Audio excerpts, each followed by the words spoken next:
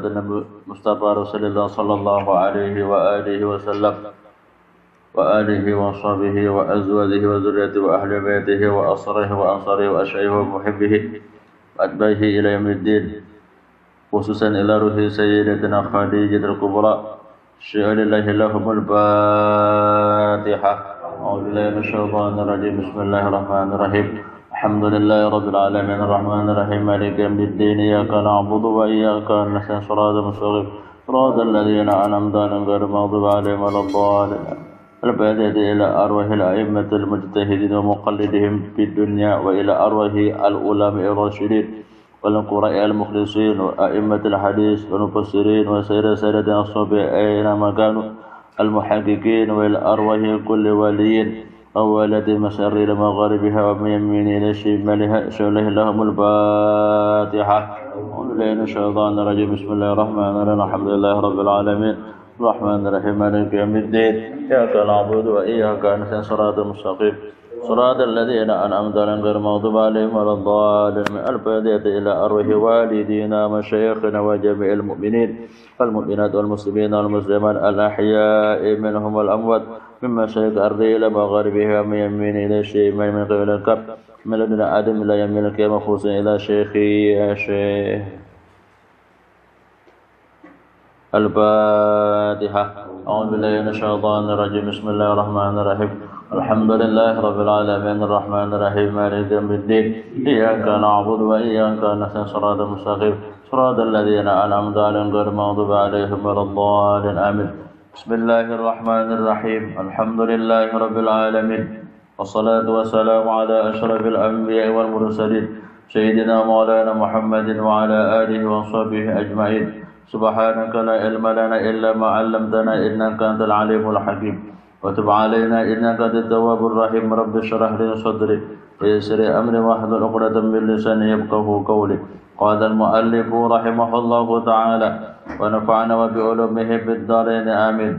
الحمد لله الذي شرف هذا الوجود ببعثة أكرم نبي وعز مولود سيدنا ومولانا محمد النبي المقدس المحمود الشفاعة العظمى والحوض المورود انصر فضيل المشهد والكريم الأمهات والآباء والجدود نخبة العالم وسيد ولد آدم من انتقل في الكرامة نوره وعادل قونا ميلاده وبعثته وظهوره وطلعت شمس الهداية والإرفان من فلك صبحه على كل الأكوان. والصلاة والسلام على سيد السادة كامل الشامل الصفات ذي العميم والقدر العظيم والصراط المستقيم والدين القويم والحساب الصميم والمجد الفخيم وعلى آله وصحابته وأزواجه وذريته وتبيه من أهل ملته وخديجة التي تشرفت بأسرته وصحبته وفازت بخدمته وشهدت يوم بعثته وقامت بتأييده في دعوته ومؤازرته ونصرته. Amma ba'd. Ini risalah adalah keringkasan terjemah risalah Manaqib As-Sayyidah Khadijah Al-Kubra ini karang oleh Al-Habib Muhammad bin Alwi Al-Maliki Al-Maki. Berkata Habib Muhammad bin Alwi Al-Maliki, ini risalah Manaqib Siti Khadijah adalah tiga penasyabat kenabian dan impan rahmat ketuhanan yang disertai goresan-goresan pena tentang keistimewaan Ummul Mukminin Sayyidah Khadijah Al-Kubra radhiyallahu anha, istri Rasulullah Sayyidul Mursalin. Khadijah Al-Kubra mempunyai kepribadian yang sangat baik yang merupakan cerminan dari budi pekerti Rasulullah Insanul Kamil.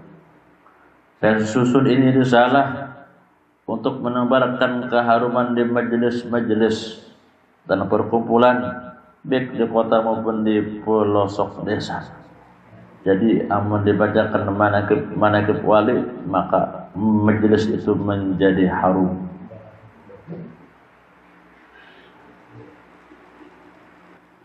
Kalau harum majelis dibacakan manaqib berarti tandanya rahmat tuh turun. Inda zikril auliya tanzilur rahmah wal maghfirah. Ketika dibacakan manaqib wali maka Allah turunkan rahmat Allah yang maha pengasih lagi maha pengampun. Mudah-mudahan rahmat Allah turun dalam majelis ini. Khadijah Al-Kubra adalah anak Khuwailid bin Usdin bin Abdul Uzza bin Qusay Al-Asadiyah. Nasabnya bertemu dengan nasab Nabi pada Qusay yang telah menyatukan kabilah-kabilah Quraisy. Sedangkan ibunya adalah Fatimah. Jadi Khadijah ini bisu umat. Ngar umat ini Fatimah. Imbah itu sih bisa anak. Ngarnya Fatimah pulang. Jadi mengiau kuitan kegadangan anak. Mengiau anak kegadangan kuitan. Jadi kadang-kadang ada orang bahagia mencari anak. Ya kan? Kayak Al-Ghazali tuh. Anak saya Muhammad bin Muhammad bin Muhammad. Jadi Abah Muhammad kayak Muhammad. Al-Ghazali. Kadang-kadang ada. Kadang Ronaldo tuh ngaran tuh ada yang cari. Nah itulah. Itu Fatimah Mama Sidin, anak Zaidah bin Al-Asam dari Bani Amir bin Lu'ay bin Ghalib. Alangkah mulianya nasab Khadijah yang bertemu dengan nasab Nabi semulia habaib.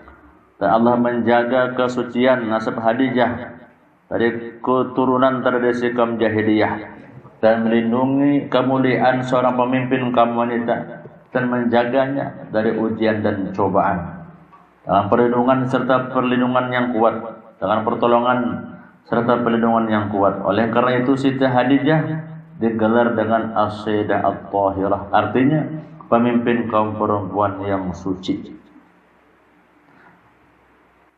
Alangkah agungnya kurnia Allah yang sangat besar ini sehingga terkenal dengan sebutan Al-Kubra. Jadi Khadijatul Kubra. Gelarnya As-Sayyidah At-Tahirah, pemimpin kaum perempuan yang suci. Cuma yang paling masyhur adalah Khadijatul Kubra. Khadijatul Kubra dilahirkan sebelum kelahiran Nabi 15 tahun. Dibesarkan di lingkungan rumah tangga yang damai dan suci. Sehingga Khadijah menjadi perempuan yang sempurna pekertinya, ilmunya, kecantikannya dan kelebihannya, dan bijaksana dalam menghadapi persoalan yang ada. Khadijah dikurniai oleh Allah harta yang banyak dan punya karyawan yang mengurusi hartanya dengan jalan yang halal. Kemudian Khadijah memberi mereka upah yang setimpal sehingga berlakunya patut ditiru oleh orang banyak secara umum. Khadijah saking sugihnya ada bisi anak buah. Anak buahnya digaji sedih sesuai dengan uyuhnya begawi. Amun uyuh begawi banyak diubahnya. Nah, kayak RT nih uyuh kalau begawi makin musuh kayak nih RT uyuh benar gawiannya. Hagas ini hagas itu. Tuh, berarti banyak diubahannya. Ya kan? Makanya ada nong didukung-dukung bagiannya siang malam numpang dia bicara menghargai masyarakat. Gila. Anak kan diambil, ya kan? Perlu seorang ya pengukir. Nah, jadi kalau Khadijah memberi anak buah sesuai dengan upahannya begawi, amun uyuh begawi hanya kita uyuh juga. Sama kita beramal, uyuh banyak doa pahalanya. Mati menjalani as-sawab ala qadri ta'ab, pahala itu pahala itu menurut uyuhnya begawi. Amun duduk lawas berjam-jam banyak doa pahalanya. Anak kata tuh. Sama kita juga menangani orang mun uyuh begawi banyak doa pahalanya tuh. Makanannya dulu, kamu makanan, sup makanan. Ya kalau uyuh begawi. Anak satu Khadijah tuh saking bijaksananya lawan menghadapi persoalan sidin dan anak buah sidin. Maka sidin sepatutnya ditiru oleh orang banyak secara umum. Khadijah adalah sebagai intan permata yang sangat mahal. Permata yang sangat mahal. Khadijah nih mati mujaranya kada kawa menggatiakan posisi Khadijah ini nangkada kawannya. Saat di gelaran Nabi permata yang sangat mahal permata. Permatanya larang harganya. Hanya permata. Khadijah adalah menjadi pohon kepribadian yang tinggi baik secara perorangan atau secara kelompok atau umum. Sungguh Allah Subhanahu wa taala menghendaki bagi Khadijah bahwa terhimpun padanya kemuliaan dunia dan akhirat. Maka sampai habar-habar dakwah Nabi kepadanya, dan Khadijah langsung menerima dakwah Nabi dengan penuh perhatian serta keyakinan. Dan Khadijah langsung meyakini bahwa Nabi Muhammad adalah orang yang diakui keutamaannya yang sangat jelas. Dan telah disaksikannya sebagai orang yang takwa dan suci dari dosa. Dan orang yang dapat dipercaya dan orang yang jujur. Sehingga Khadijah yakin bahwa usaha orang yang jujur semacam itu akan membawa hasil, dan perdagangan insya Allah akan mendapat untung yang sangat banyak. Sehingga Khadijah menyerahkan harta dagangannya kepada Nabi Muhammad untuk menjualkannya dan upah yang melebihi dari orang lain.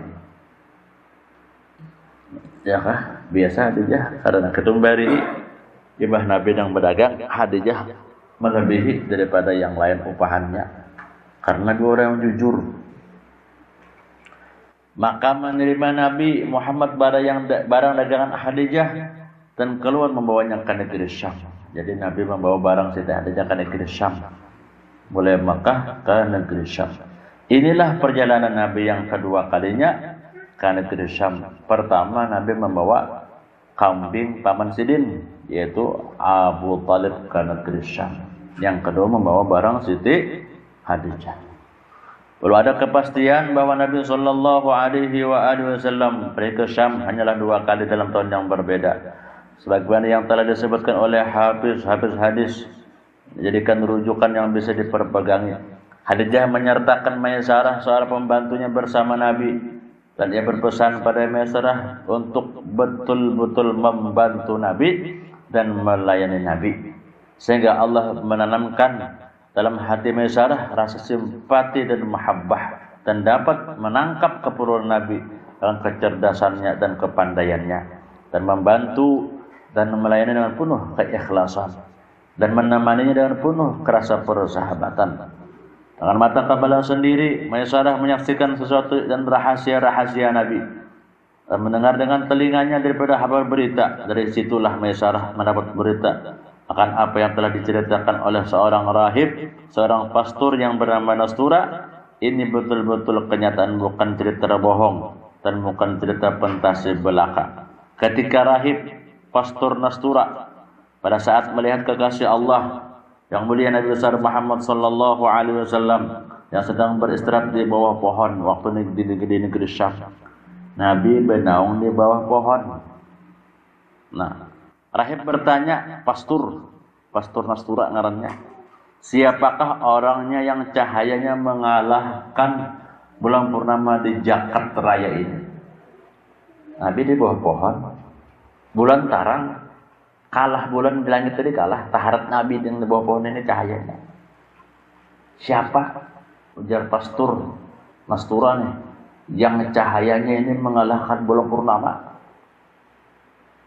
Taharat yang menang tadi, yang di bawah di langit, siapa ini? Oh, ya kah? Iyo yang saya nang Qamarun itu kalau, nang Qamarun sidunan Nabi, kayak bulan Nabi itu, kalah bulan ya kalah. Ya kah? Mati amun tersentuh tangan Nabi, karena mau hilang baunya. Wakaful Mustafa amun tersentuh telapak kaki Nabi, kita tergatuk tangan Nabi. Karena mau hilang baunya. Nah kalau mau dari sini dia setengah hari hilang baunya sudah. Makanya sudah japai daging bagiannya ya. Ya kan? Tuh. Kalah bulan purnama, kalah. Siapa ini? Ujar Nastura tadi, pastor Nastura. Siapakah orang yang cahaya mengalahkan bulan purnama di Jakarta Raya ini? Kalau masyarakat menjawab, inilah seorang laki-laki yang terhormat dari tanah haram. Ini orang Mekah, orang tanah haram. Tanah haram itu ya Mekah. Ini orang di Mekah tuh orang nyamat haram-haram aja. Berarti tanah haram tuh. Orang kartebet bang situ Masjidil Haram kata haram berarti ke tanah haram tuh. Nah, ya kah? Itu tuh. Madinah kata juga haram ke tanah haram pahamnya. Amun tanah haram tuh jangan diambil batunya di situ. Pas saja ambil berkat jarang mana ada kau diambil dipindah kegilaan di kurma tuh. Nggak tanah haram. Tanah haram itu karena beli di putih diambil situ. Amun belanja kan bapak, ini toko, ini tanahnya tuh putiki, berkat jar putiki. Nah, karena tanah haram. Nah, iya kah? Kemudian rahib tadi bahasa Arab artinya postur, berkata dengan suara yang meyakinkan, tidak sah lagi orang yang bernaung duduk di bawah pohon itu adalah seorang nabi dan rasul. Karena sah lagi bang sudah rahib tadi nang bernaung di bawah pohon nabi dan rasul. Nah, selanjutnya rahib tadi pastut bertanya kepada Maisarah, apakah pada kedua matanya terdapat merah-merah yang tidak berpisah? Matanya itu adakah nang kada terpisah, merah-merah kada terpisah? Lalu dia Maisarah menjawab, iya benar. Lalu rahib berkata, inilah dia nabi yang terakhir, alangkah bahagianya bagi orang yang membenarkannya serta beriman kepadanya. Ujar rahib tadi. Jadi untung orang beriman di sejarah Sinastura tadi. Kemudian di tengah perjalanan terjadi antara Rasulullah dan seorang laki-laki perselisihan dalam harga sebagian jual beli. Laki-laki tersebut bersumpah dengan nama berhala Latta dan Uzza, sebagaimana adat mereka orang jahiliyah. Lalu Rasulullah berkata, demi Allah, aku tidak akan bersumpah dengan keduanya itu. Bersumpah orang pedagang, jadi bersumpahnya supaya ditukari jualannya, bersumpah aja. Ujar Nabi, aku orang bersumpah lawan itu, ujar Nabi. Nah, laki-laki tersebut seraya berkata, perkataan yang benar adalah perkataanmu, pendapat yang benar adalah pendapatmu. Bujur pian wahai Rasulullah, pada kami kita salah. Nah, jadi kan orang balagan kalau dia bersumpah-sumpah, sama anak payu-payu ini sumpah lillahi ta'ala, wallahi billahi tallahi, ya bersumpah. Am kita bersumpah biar kiparat ngarannya, kiparat sumpah. Kita bersumpah nih, wallah billah tallah. Karena sumpah itu karena sumpah itu ya waw ba ta, jadi wallahi billahi tallah itu sumpah ngarannya. Jadi menurut sumpah itu kita melanggar sumpah yang kiparat puasa 3 hari. Kalau sumpah kena jujur nak sumpah nah, wallahi aku kada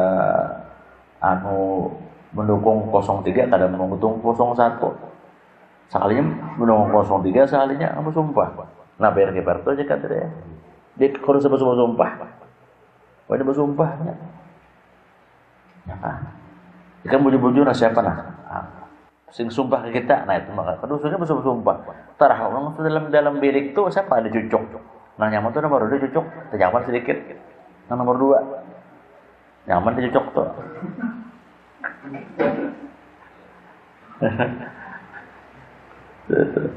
Jangan bersumpah, ya Allah seadanya aja. Jangan bersumpah, anak moyokan barang harus bersumpah.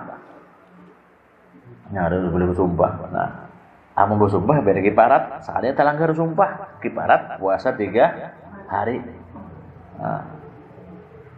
Nah, bejar Nabi, demi Allah aku tidak akan bersumpah dengan keduanya. Laki-laki tersebut berkata, saya berkata, perkataan yang benar adalah perkataanmu, pendapat yang benar pendapatmu. Kemudian laki-laki tersebut berkata kepada Maisarah, ini laki-laki demi Allah adalah seorang nabi dan hadir di pasar kita ini, kita bisa menjadi mulia, dan sungguh para pendeta kami telah menemukan keterangan tentang sifat-sifat dalam kitab-kitab kami. Pada saat yang singkat ini, ia melihat segumpal awan menaungi Nabi tidak kepada yang lainnya. Waktu Nabi kesam, Maisarah melihat awan menaungi Nabi. Aku jar Maisarah kepanasan, Nabi kalasin panasan digiring oleh awan. Di saat hari yang cerah tengah hari, dikatakan dalam satu riwayat bahwa ia melihat 2 orang malaikat menaungi akan Nabi Sayyidul Kaunain, penghulu 2 alam jin dan manusia. Ada malaikat malaikat, ada malaikat awan yang menggiring Nabi. Jadi Nabi kada pernah kepanasan. Ini keanehan Rasulullah, ujar Maisarah. Ketika Nabi telah menyelesaikan tugasnya dan semua barangnya telah terjual beliau kembali ke Mekah mendapatkan kebaikan yang banyak dan datang dengan membawa keuntungan yang banyak. Maka dengan itu Sayyidah Khadijah sangat senang dan memuji akan hasil pekerjaannya dan melihat kepadanya dengan pandangan kagum dan hormat. Khadijah tak kagum, hormat, dan memuliakan akan dia, akan Nabi dengan penuh kemuliaan, dan merasa berkesan dengan kepribadian Nabi. Maka menyembunyikan Khadijah dalam jiwanya akan kebesaran kadar kedudukan Nabi, sehingga benih mahabbah tertanam dalam diri Siti Khadijah. Apakah lagi ditambah dengan kejadian dan keanehan-keanehan yang diceritakan Maisarah kepada Khadijah, di antaranya tentang awan yang selalu menaungi dalam perjalanan dan dilipat bumi, dihampirkan bumi dalam perjalanan. Khadijah sudah ada benih mahabbah lawan Nabi, lalu Maisarah mengisahkan aneh-aneh dalam perjalanan, di antaranya dilipat Tuhan bumi. Maka menyembunyikan Khadijah dalam jiwanya akan kebesaran kadar kedudukan Nabi, sehingga benih mahabbah, benih cinta tertanam dalam diri Khadijah. Apakah lagi ditambah dengan kejadian dan keanehan-keanehan yang diceritakan Maisarah kepada Khadijah, di antaranya tentang awan yang selalu menaungi dalam perjalanan dan dilipat bumi, dihampirkan bumi dalam perjalanan. Dan pertolongan Allah yang selalu menyertai Nabi dalam perjalanan, seperti kerikil dan batu-batuan yang menjadi lemah di bawah telapak kaki Nabi.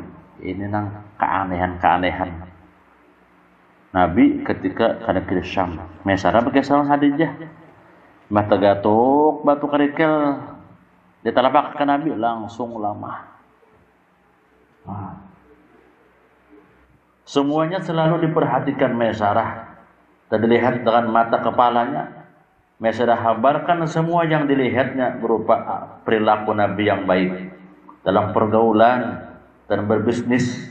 Sementara Khadijah sendiri menyaksikan daripada kejujuran Nabi dan besar kepercayaannya, amanahnya, dan ketinggian budi pekertinya dan agamanya, sehingga ketinggian akhlak dan budi pekerti Nabi telah membuat sesuatu keyakinan yang mantap dalam hati Khadijah, dan ia rasakan sesuatu yang aneh dalam hatinya tentang rupa dan bayangan kekasih, yakni Nabi besar Muhammad sallallahu alaihi wasallam.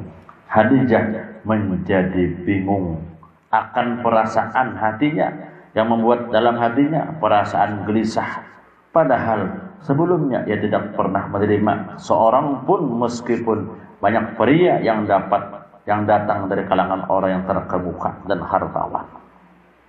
Bingung Khadijah. Banyak anak-anak lawan sidin ditolak, sidin mantah-mantah. Namun mereka ditolaknya dengan penuh kekecewaan, karena harapan mereka itu ditolak dan dicampakkan begitu saja. Kenapa? Karena Nabi sudah ada benih mahabbah kepada Rasulullah sallallahu alaihi wasallam. Mahabbah, benih mahabbah, benih cinta lawan Nabi. Siapa aja yang datang pada hakun sidin. Ketika Allah menghendaki kebahagiaan yang abadi dan kemuliaan dan keutamaan atas Khadijah, maka Allah lebihkan dalam hati Khadijah untuk tidak mensia-siakan kesempatan emas ini. Maka ia Khadijah memilih seorang pendamping untuk dirinya, yaitu Nabi Muhammad Az-Zaki Al-Amin, penghulu anak cucu Adam sekalian. Kemudian Rasulullah yang agung dilamarnya dan dia berkata, jadi di sini Khadijah nang mendatang, nang melamar.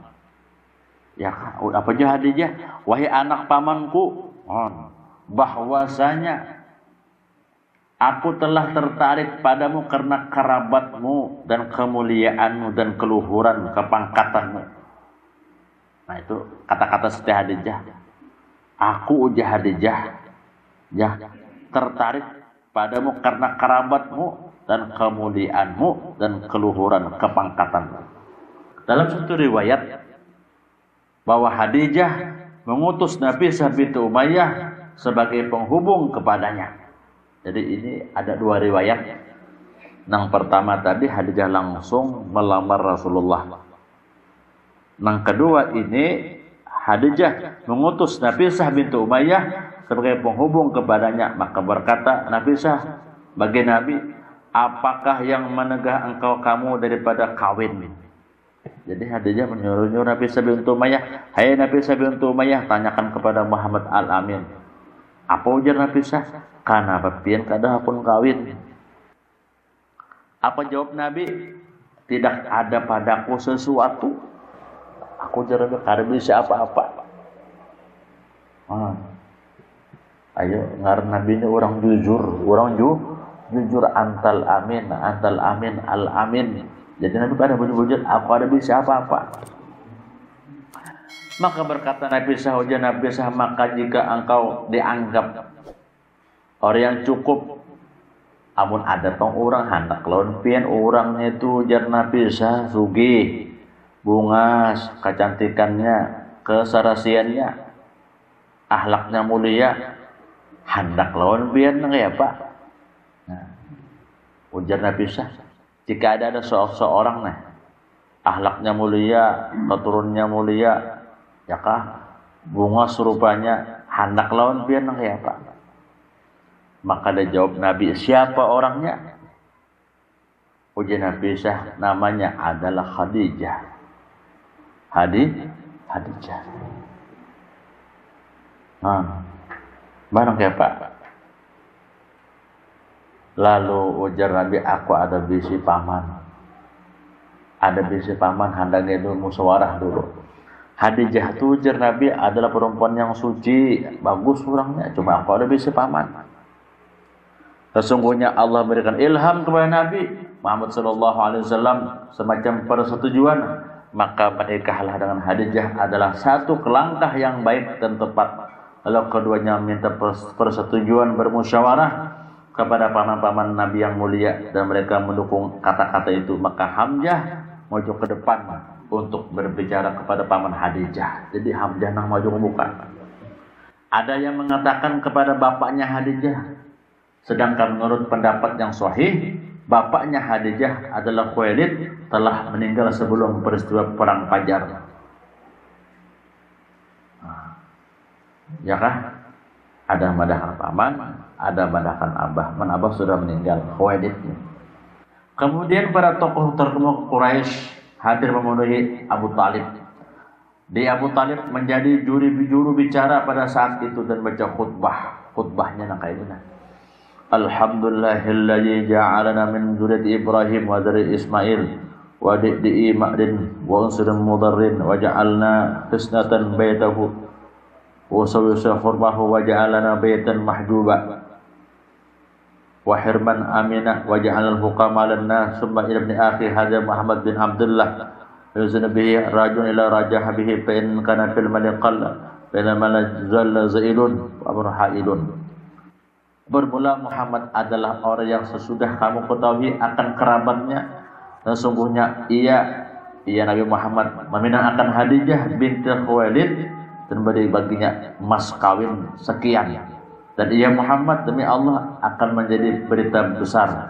Kemudian berdirilah Waraqah bin Nawfal, maka berkata dalam berkhutbah, Alhamdulillahilladzi ja'alana kama dzakarta wa faddalna kama وفضلنا على معادتنا فنحن سادة العرب وقادتها وأنتم أهل ذلك قلوا هو لا تنكرم عشرة فضلكم ولا يرجع من الناس فخركم وسرقكم وقد رغبنا بالاتصال بحبلكم. Kemudian lalu berkata, saksikanlah ujar Waraqah bin Nawfal atasku wahai jamaah Quraisy bahwasanya aku sesungguhnya mengawinkan Khadijah binti Khuwailid dengan Muhammad bin Abdullah dengan jujuran 400 dinar. Jadi 400 dinar ini jujuran Nabi kawin lawan Siti Khadijah. Dinar ini banyak kan duitnya dinar Pak. Nah, kemudian berdiam ia. Ya kah? Ia Waraqah bin Nawfal. Maka berkata Abu Talib, sesungguhnya aku suka dan lebih senang jika ucapanmu itu disertai juga oleh pamannya Khadijah. Maka berkata paman Khadijah, saksikan wahai jamaah Quraisy bahwasanya aku telah menikahkan Muhammad bin Abdullah dengan Khadijah binti Khuwailid. Dan itu semua disaksikan oleh para pemuka-pemuka Quraisy. Dan tersebut dalam sirah Ibnu Hisham Bahwa Nabi Abdullah SAW memberi jujuran akan Khadijah 20 ekor onta yang bagus-bagus. 20 ekor onta tambah 400 dinar. Berapa lah? 20 ikung onta. Nah, ada yang mengatakan 12 uqiyah emas. 12 uqiyah. Uqiyah itu nama satuan berat emas bangsa Arab. 2 kilo lah, 12 kilo lah. Wah. Ya kah? Ini tak bertentangan dengan yang diucapkan oleh Waraqah bin Nawfal tadi. Karena mungkin saja kedua macam riwayat itu bisa dikumpulkan antara keduanya, atau salah satu adalah jujuran, sedangkan yang lain adalah hadiah dari pamannya Nabi itu Abu Thalib. Jadi ada madahkan hadiah separuh, ada madahkan jujuran.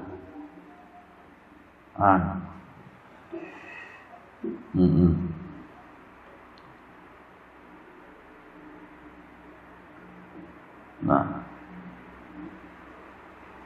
ada hadiah, ada jujuran. Nabi Muhammad sallallahu alaihi wasallam kawin dengan Siti Khadijah berumur 25 tahun, sedangkan Khadijah berumur 40 tahun. Jadi selisih 15 tahun.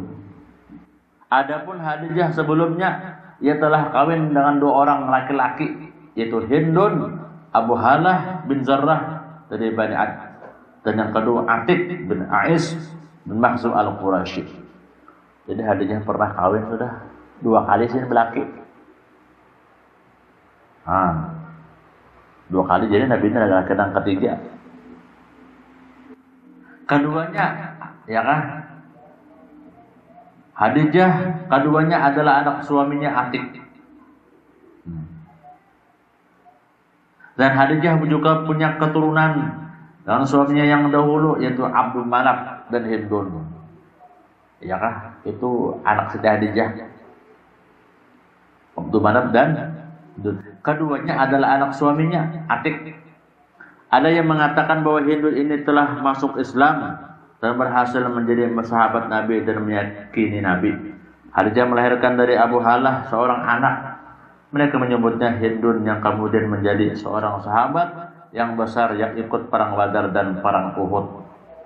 Dia telah meriwayatkan hadis yang masyhur dengan sifat Nabi sallallahu alaihi wasallam dan gugur pada peristiwa perang Jamal bersama Sayyidina Ali karramallahu wajhah. Nah, jadi anak tiri Khadijah, anak Khadijah ini gugur waktu perang Jamal. Sebagaimana mereka menyebutkan bahwa dia telah gugur pada waktu itu bersama dengan 70.000 sahabat Nabi, sehingga orang sibuk dengan jenazah mereka dan jenazahnya ditinggalkan orang tanpa ada orang membawanya.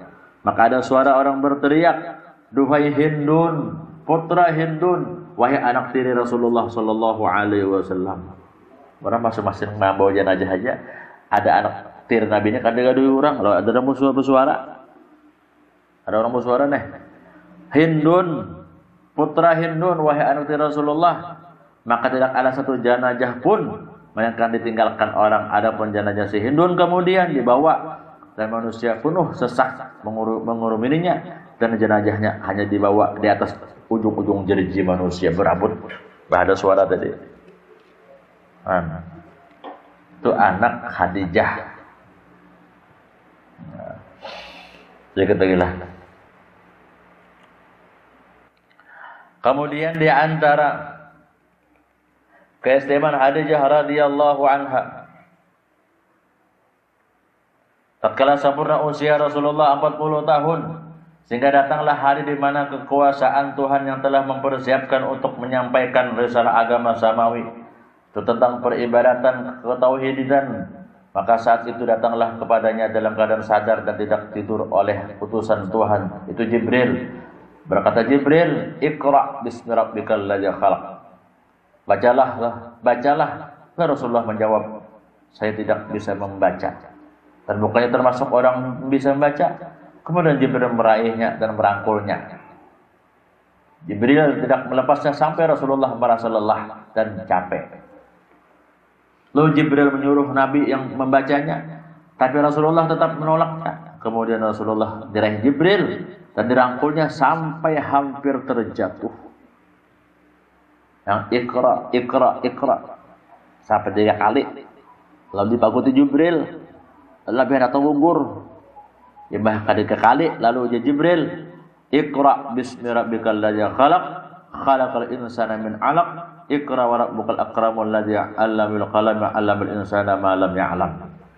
Setelah itu maka Rasulullah membaca sebagaimana yang dibacakan Jibril. Kemudian Rasulullah kembali kepada istrinya dengan hatinya masih belum tenang dan berdiri-diri karena sesuatu yang telah disaksikannya, didengar dan dibacanya. Kemudian di antara keistimewaan Khadijah radhiyallahu anha adalah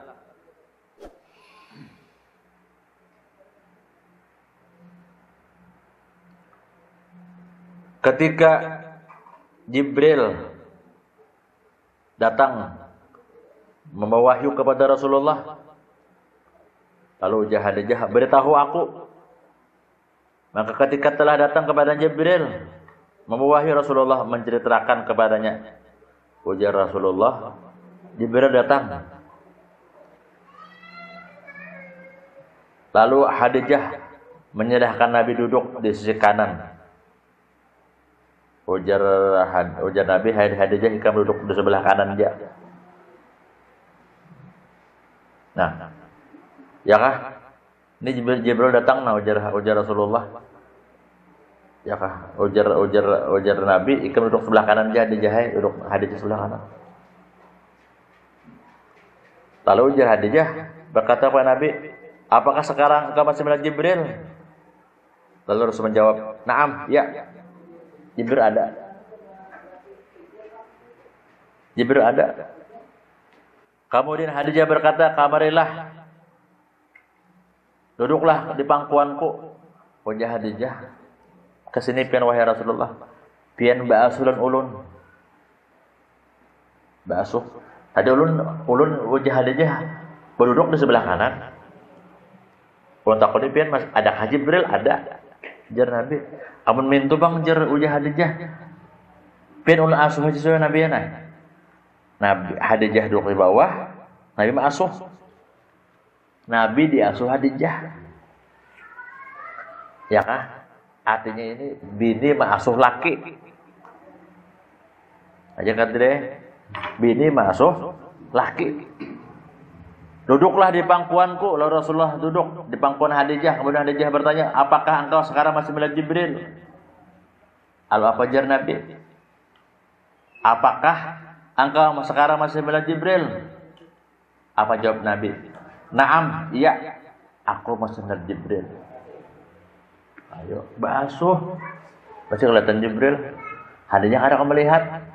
Kayak pegangan Jibril nih Khadijah ini. Nah, kayak pegangan Jibril nih. Artinya penasaran Khadijah nih anak Jibril ada kawan. Ujung-ujungnya aja diasuhnya Nabi. Basuhnya pengen Nabi nah. Anak Jibril kayak apa masih tapi melihat masih aja Nabi.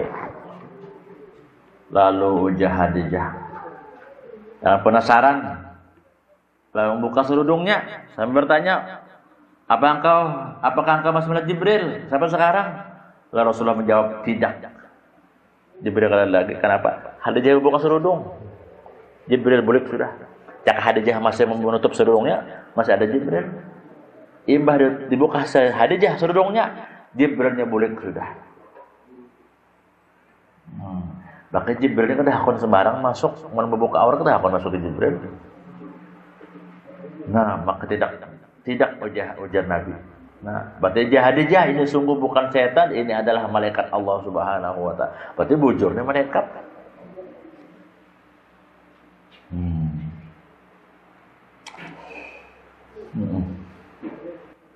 Kemudian di antara keistimewaan Khadijah radhiyallahu anha,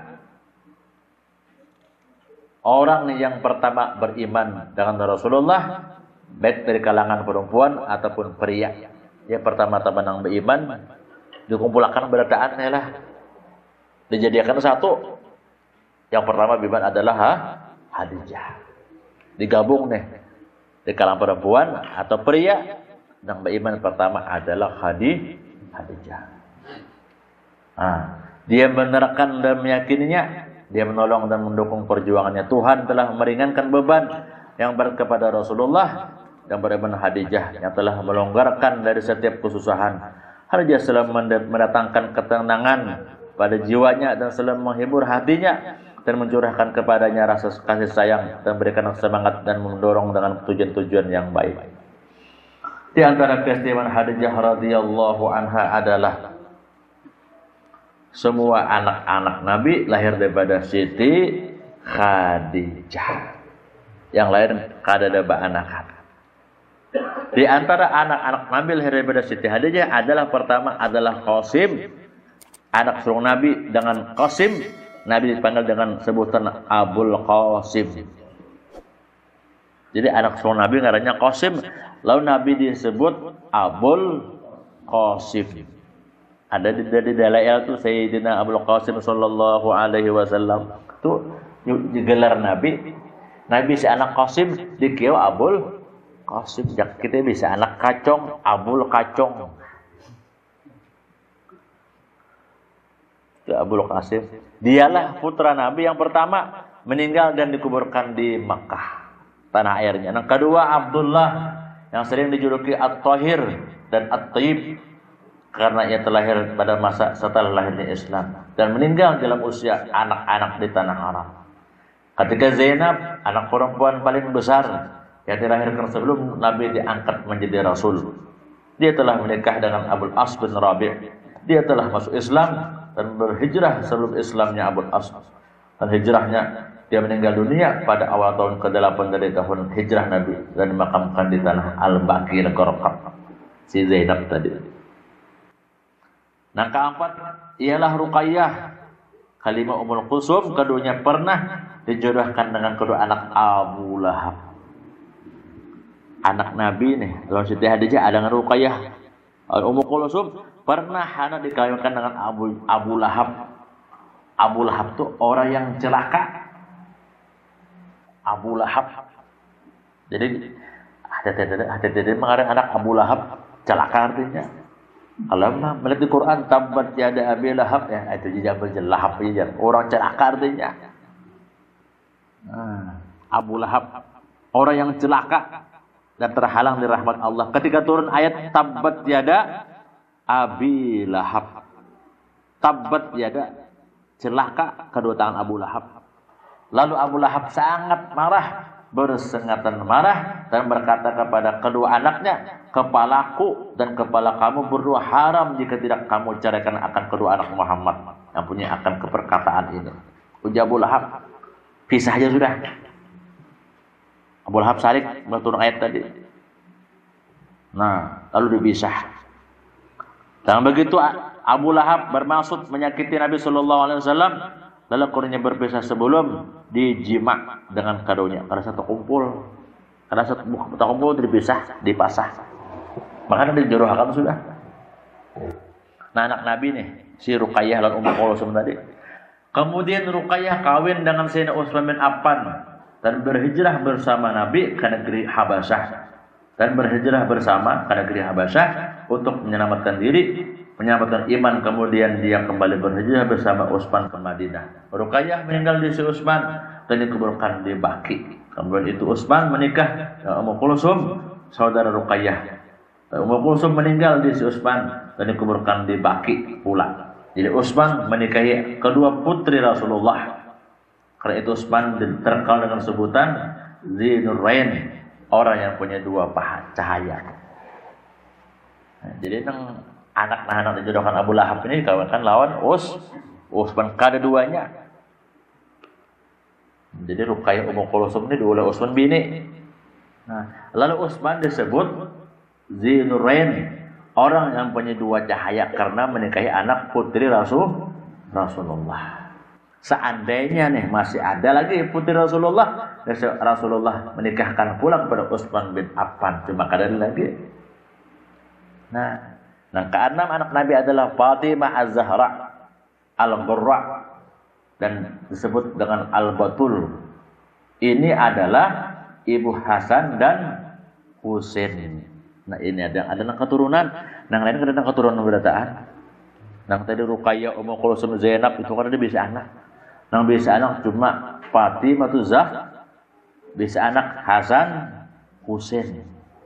Sampai bawah ini bisa anak pulang Ali Zainal Abidin terus ke bawah. Ja'far Shadiq yang membuat habaib sini gugurnya. Nah, Hasan Husain istri Imam Ali yang sangat baik menggaulinya dan sangat tulus mencintainya. Ali tidak menikah dengan lainnya sehingga Fatimah meninggal dalam usia 30 tahun qamariyah. Jadi Fatimah meninggalnya umur 30 tahun aja. Imbah Nabi meninggal bulan Maulid, Fatimah meninggal bulan Ramadan. Jadi selisihnya 5 bulan aja. Umur 30 tahun meninggal Fatimah. Dan dikuburkan di Baqi, dan ada pula yang mengatakan dikuburkan di rumahnya di sisi makam Nabi Shallallahu Alaihi Wasallam. Jadi mungkin kita ziarah ke makam Rasulullah, habis salam Nabi, Abu Bakar, Umar langsung Fatimah, karena ada pendapat mengatakan kubur Fatimah dalam situ. Coba kita penyaring aja kan dia, amun nyaring sarikinya sana ya Fatimah huna ajarnya. Nah, itu. Disuruh satu Pak nyari itu. Assalamualaikum ya Fatimah Zahra radhiyallahu anha, ditaburnya langsung pada Pak. Woi. Fatimah huna. Fatimah balani di Baqi. Ini dua pendapat. Ada madahkan di Baqi, ada madahkan di dalam samping kubur Nabi. Ya kita pakai keduanya. Amun kita umrah atau bahaji kah? Nah itu. Demikian di sini di antara manaqib Siti Khadijah radhiyallahu anha, kita kisahkan panjang kisahnya lagi. Ya panjang. Kalau Nabi pulang ngapa jaga sudah tangan jamaah kone. Di sini panjang kisahnya panjang. Mudah-mudahan berkat baca di manaqib Allah Subhanahu wa taala mengampuni dosa-dosa kita, dosa ibu bapak kita, dosa keluarga kita, dosa jiran kita, dan mudah-mudahan segala hajat kita, hajat dunia, hajat akhirat Allah kabulkan, dan mudah-mudahan kita dimatikan dalam keadaan khusus khatimah ala hadhihi ya al-Fatihah.